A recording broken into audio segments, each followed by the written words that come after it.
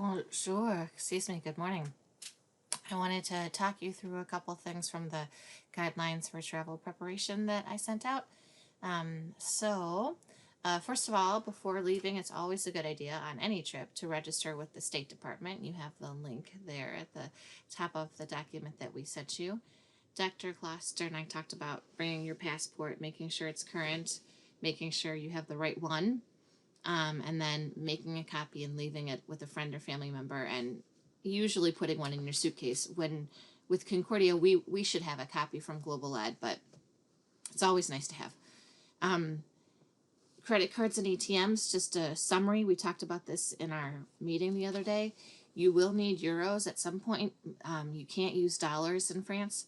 Um, there will be ATMs at the airport, so they don't always have the best conversion fees, but we could stop at an ATM at the airport and get you some.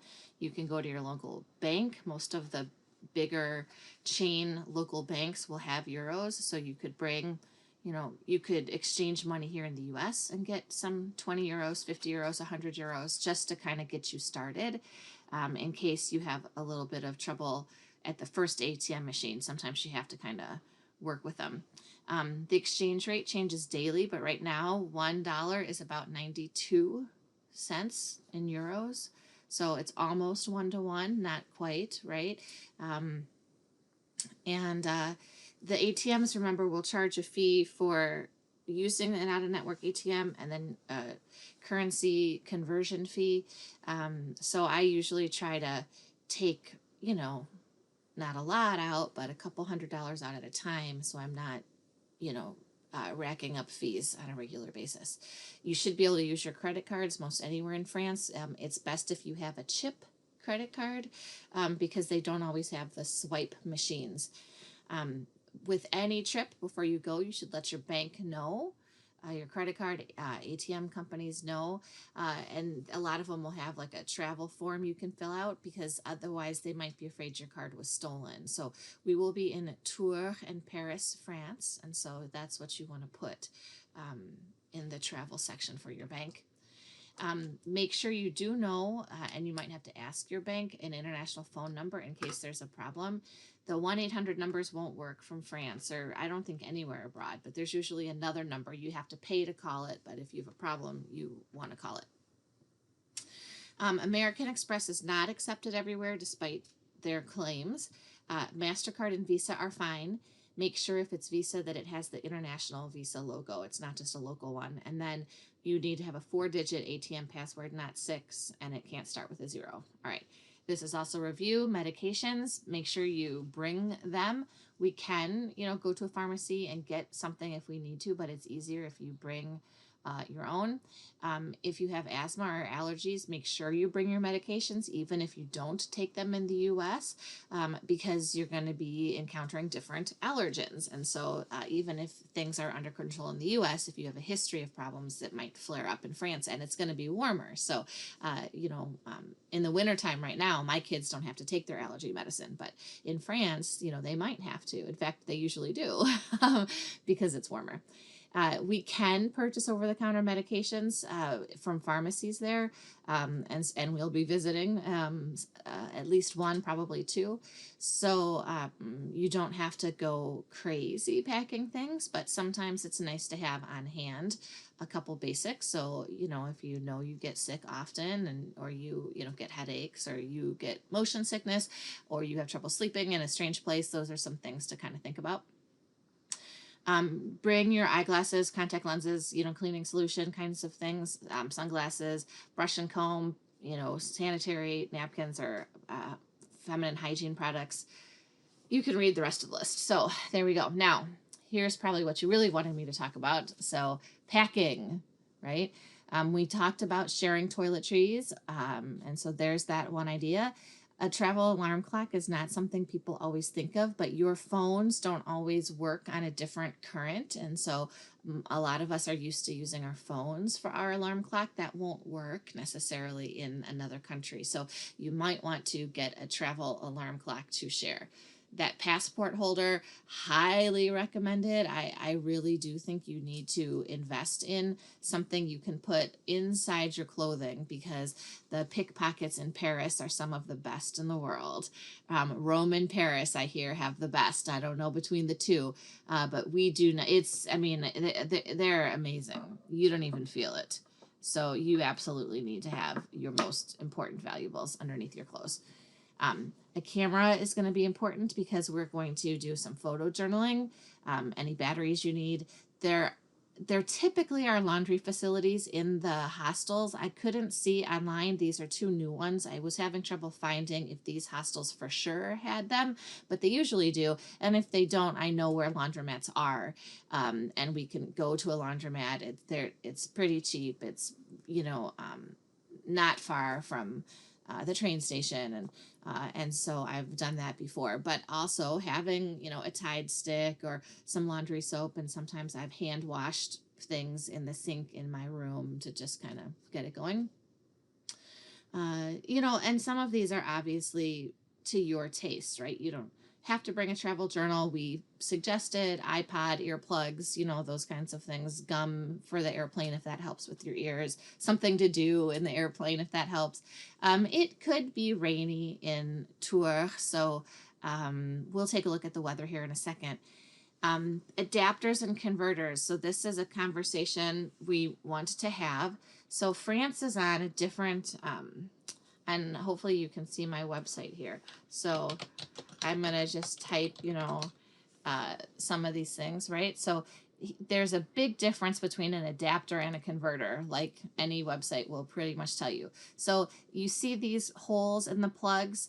An adapter is going to help your plug fit in, right? So the French do not have a standardized shape like we do in the US. So they have these round ones, they'll have some of these ones, they have all different shapes. So a lot of them are these round ones, but I've seen different things. So you want to get an adapter that will let you plug your a device into one side, and the other device will have little prongs that will come out that will match, whatever shape the outlet is. A converter is when you have a different voltage in the country and you need to convert your voltage, right? And so I have recommended don't even worry about hair dryers or those kinds of things, because you can see, that even with a converter, you need a converter for irons and hair dryers and things. If you have a newer one, it suggests that you might not. In my experience, I have never had a student get their hair dryer to work. It is 1 week. We agree not to post any unflattering photos anywhere, and you can let your hair go natural. Or if it's a serious problem, you could buy one in France and share it. But I have not seen a hair dryer or curling iron, straightener, any of those things work well unless they bought it locally. But in theory, this is what it's telling you. And then your cell phone, laptops, computers, typically they will have a multiple voltage. And so you can see that number that I highlighted there, and I plugged my computer in, so I don't know. Let's see if I can pull this box up. See this box, right? That is on your computer. And if you look at the teeny tiny print way on the back, it will tell you what the currency voltage that is accepted for that is. That box is your converter, essentially. So when it says converter needed, it's right, but it's also wrong. You have a built-in converter. So that is important to remember. On your cell phone, on your computer, you can check and you can see what the conversion is, right? And so they're telling you most of Europe, you're going to need C, E, and F. See how they have lots of different choices there? It's not all the same. I actually just get a universal converter, and then I can do everything. Now, here's another reason why. So this website's got good information, but here's another problem. So in addition to a different voltage, France also has a different system of hertz. And so that's the real reason, as I understand it, I'm not a physics major, but that's the real reason that the converters don't always work. The converters are adapting the voltage, and we also need to adapt the hertz in France. And so your cell phone, laptop, tablets should have, on that same box I showed you, it will show you the voltage range and the hertz range. And so you want it to say 50 to 60 hertz, 100 to 240 volts, right? And the converters are usually working with the volts. And so you might be able to get a converter that would work with a hairdryer, but then the hertz is what causes it to explode. So in summary, forget about anything other than cell phones, tablets, laptops, right? Major stuff that you might need to plug in. Don't bring anything else that you have to plug in. I still try to bring a converter if I can't see it on my on my cell phone. I can't find this information, so I just bring my laptop. I see it on the box, I know my laptop is okay, and then I charge my phone through my laptop, for example. I bring my plug just in case, but it always makes me nervous. Now I'm a nervous Nelly, but there you have it. All right, so enough about that. Extension cord, maybe, but make sure, see, there should be more than one outlet. These are newer hostels. I'm not as worried about this one, but it's just a good general idea, because in an older house in France, this would definitely be true. Make sure, though, like if you have a three-pronged grounded cord, you need to make sure that your adapter can accommodate that. And you need an adapter. I don't know how to, the picture doesn't really show you right, but see, yeah, you can't see it. The French outlets are sometimes recessed. So I'm just Googling things now. Let's see if I can show you a picture. So sometimes, no, those aren't really. Thanks for your patience. My computer is slow to load. See, you want to make sure you have an adapter kind of like this one. Do you see how it has this like inch long base there? Some of the outlets in France are pushed inside the wall. See, like this. This is a great picture. See, they're pushed down. So if you have an adapter that is flat, it won't fit inside these recesses. So you see, here's another great picture how they're recessed. So you want to make sure it's not just flat like this, but that it's on a base, right? That's going to be thick enough, like these ones in this top picture, that's going to be thick enough that it could fit into that recessed area. So you can get these on Amazon, Target, Best Buy, AAA, Best Buy, yeah, AAA, those kinds of places. All right. So on the clothing, I know that's what you really wanted to hear, and I had to, dazzle you with other information. There's washers and dryers in the city for sure, probably in the hostels. Pack light, right? I would say 2 pairs of good walking shoes, but they also are a little bit dressy. They do not wear tennis shoes unless they're going to the gym.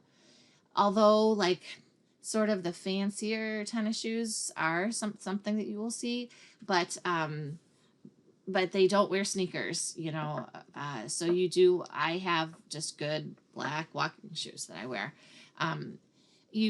Flip-flops for youth hostel rooms or showers, sure.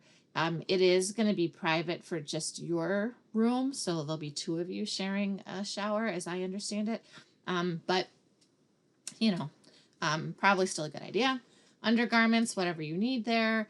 If we're gone, I don't know, I like to have 1 a day. But that's not true. I bring like 5. And then I wash out my undergarments in the sink. So I personally bring 2 bras, 5 pairs of underwear, wash them out in the sink if I need to, and then let them dry the next day. Technically, you're not always allowed to wash things out in the sink, so you have to be subtle, but underwear is really easy to wash out and kind of hang up and not make a big deal about it. I bring 1 set of pajamas. I'm sure your roommate would appreciate it if you at least brought 1. A couple nice outfits because we have official kind of college university visits. So, either a nice pair of pants and a nice shirt and sweater, or a nice dress and sweater or something. And then a couple casual outfits, and really couple, right? So I will bring, I will bring 2 to 3 pairs of pants and a dress, probably. And I don't know, 3 shirts maybe, and then 2 warmer shirts, and that'll be what I wear. I wear the same color. My suitcase will all be black because neutral colors are preferred. I might have a little pop of color here or there. The French love scarves, so that's a way to dress up the same shirt that you've worn 3 days. Bring a couple different scarves. Um, no shorts. Plus, I don't really think it's shorts weather. Um, and no shirts with slogans or messages that could be inappropriate or that are really going to advertise that you're an American. So we want to keep a low profile, and kind of be respectful. Expensive jewelry is not a huge problem in France, but there's no reason to really have it, so I leave it at home. And then we've already talked about the hair dryers and things. And that's really the main things I have in my luggage, so I'm trying to think if there are other things that I bring, and I really, yeah, I think that those are the main things. If you think of something, let us know. And then please remember that you got to carry your own luggage. It's cobblestone streets, so even if you have a wheelie bag, you might have to carry it, because the wheels don't always work on the cobblestones. And then these were our specs from the last time we checked, and I think we're flying American, so we can try to do a little checking here. So here's our checked baggage limit for American Airlines, and it says here, let's go up, and we are not flying fancy, so here the basic economy is probably what we want to go with. That's for checked. Is that for checked? Has to be under 50 pounds, and here we go. But I would try to think about this one, the personal item, because we need to make sure your bag fits inside the compartment, right? So really this carry-on is what you want to look at, right? So you can bring one carry-on item that's 22 by 14 by 9, and then one personal item that's 18 by 14 by 8, right? And so this is information that you want to remember. This is important because when there is, well, I guess I can show you since the French have Opération Vigipirate, and this talks about heightened security, and it's just sort of like ours, right? So they'll have these different triangles, and so if we start to see these triangles going up, then they close off the baggage compartments in the trains and in the metros and so on and so forth, and you have to be able to have your bag fit in the overhead compartment. And the overhead compartments actually are even smaller on the trains than the airports allow. So that's something to keep in mind. But if we can do this, right now, the baggage compartments were open last I heard. It's just, I have been there when they close. It does not mean danger is imminent. They close them all the time for reasons that I don't even understand. So I just now always travel with a small bag. Makes life a lot easier, and you really don't need anything more than that. So thank you for being mindful of that. So you may check your bag on the airplane if you like, but it needs to be carry-on sized. And then you can bring a small bag that you keep with you on your plane, on the plane, excuse me, right? And then don't lock your luggage. Here are the liquids we talked about, right? And so TSA Amsterdam actually has pretty strict rules, but if you Google TSA liquid rules, right, they will explain it to you. So a carry-on bag, and that's what we were talking about, right? 3.4 ounces.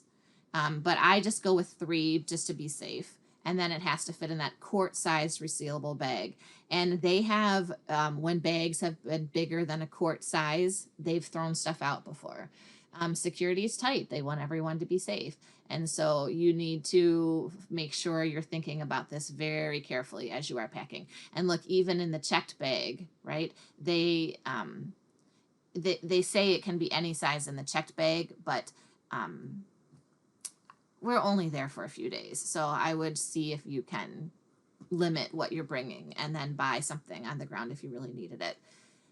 Important to do something to kind of identify your suitcase, if it's a label or a ribbon, something so that you can find it.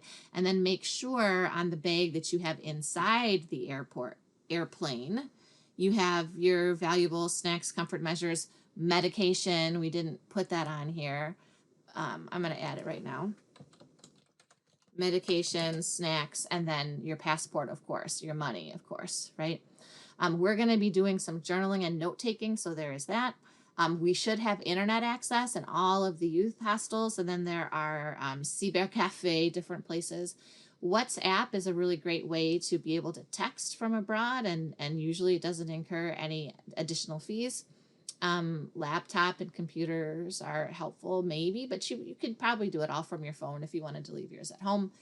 And then Dr. Kloster looked this up for us, but this is amount you're allowed to sort of spend over there without having to pay extra. We will have to fill out a customs form.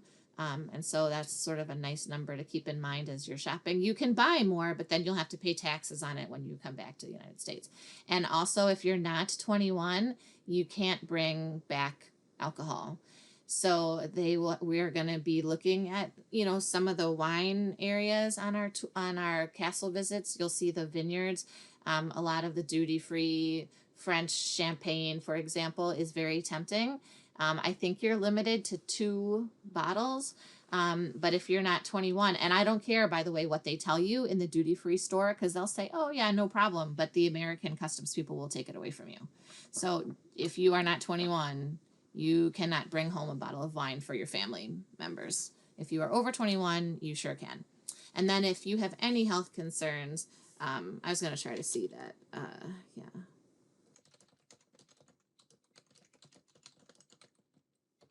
There we go, into the U.S. So 1 bottle of wine, at least. And I heard it was 2. I don't know this Map Happy, if we want to believe that. Here's a travel channel. So you could look it up, but duty free, there's our question. Yeah, 800 goods are duty free. Oh, that's not for our country. Well, it's complicated. I am telling you, I think Dr. Kloster is right with that 800 number, 1 or 2 bottles. And then if there's any health issues, please let us know. They'll be confidential. We just want to be able to help in an emergency, and we are really, really excited about this trip. So I will end my video here. If you have any questions, reach out to us and let us know, and we can't wait to be traveling in a very short amount of time. 2 weeks from today, we will be on a plane together. All right, have a great day. Thanks. Bye.